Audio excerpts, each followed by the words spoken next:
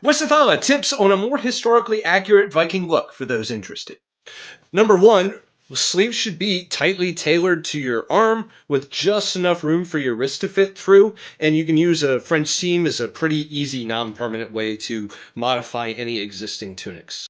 Number two, tunics should start to flare out just below the waist, and an easy way to make that happen is just put a triangle. Note that there is no split on the side.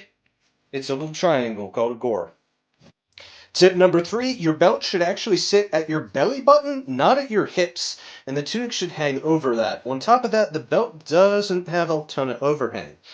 Its placement at your belly button is actually very good for people who, like me, have a little bit more keg than they like. It's just a little more flattering.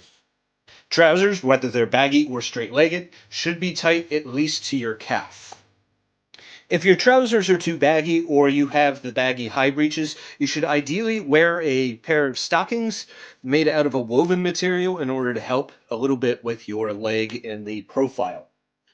Alternatively, you can use a nice pair of Winnegas to do the same thing, and these are pretty available in most Viking markets.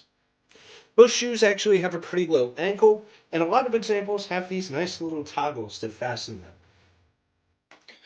Cloaks can be a simple rectangle pinned at your right shoulder. It does not need to be any more complicated than that. And do not fall in the trap of putting furs over your shoulder. There's no evidence that anybody ever really did that. And besides, this cloak looks great enough on its own. There are also plenty of really nice hats to complete the look. I myself prefer a simple pillbox hat. It is straight up just a cylinder that you put on your head. And it doesn't need to be any more complicated than that.